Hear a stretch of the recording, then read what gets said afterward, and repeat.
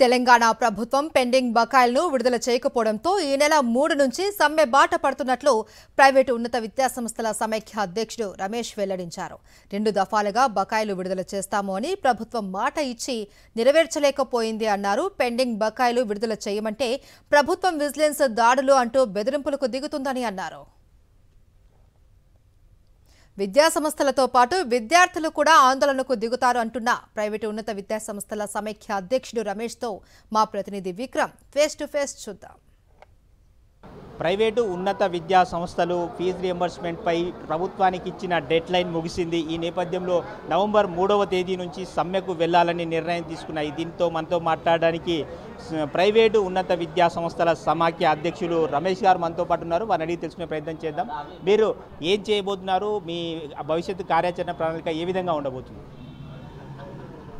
మేము కళాశాల అందరూ కలిపేసి ప్రభుత్వాన్ని అతి దీనంగా వేడుకున్నాం. సార్ ఇవ్వండి, సార్ కొంత ఇవ్వండి అని చెప్పాము.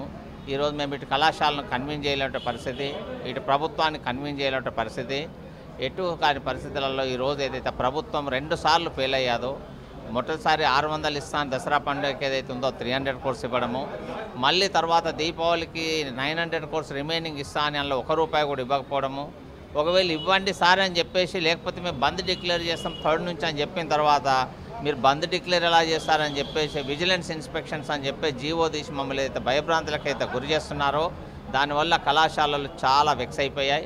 ఈరోజు రాష్ట్ర ప్రభుత్వంలో కళాశాలలు నడపడం అంటే అత్యంత ఒక దారుణమైనటువంటి పరిస్థితులలో ఉన్నది కాబట్టి కళాశాలకు వేరే దారి లేక నవంబర్ 3 నుంచి కళాశాలలు నిర్విఘ్నంగా క్లోజ్ చేద్దామని చెప్పేసి డిసైడ్ చేశాయి. నవంబర్ 3 నుంచి నిరవధికంగా రాష్ట్రంలో ఉన్నటువంటి అన్ని కళాశాలలు ఇంజనీరింగ్, మేనేజ్మెంట్, ఎంసీఏ, ఎంబీఏ, తర్వాత డిగ్రీ, ఫార్మసీ, లా, బీఎడ్, ఎంఎడ్, నర్సింగ్, పారామెడికల్ అన్ని విద్యా సంస్థలు నవంబర్ 3 నుంచి కళాశాలన్నీ క్లోజ్ చేస్తారు. కళాశాలలు క్లోజ్ చేసుకున్న తర్వాత కూడా ఇటువంటి అధ్యాపకులు ఇతరత్ర అటువంటి సిబ్బందితోని హైదరాబాద్లో 1,00,000 నుంచి 2 లక్షల మందితోనే హైదరాబాద్లో మీటింగ్ పెట్టేసి ఆ అధ్యాపకులకు ఎటువంటి అత్యంత దుర్భర పరిస్థితులు అనుభవిస్తున్నారో ప్రభుత్వానికి చెప్పే ప్రయత్నంలో హైదరాబాద్లో మీటింగ్ పెడుతున్నాము.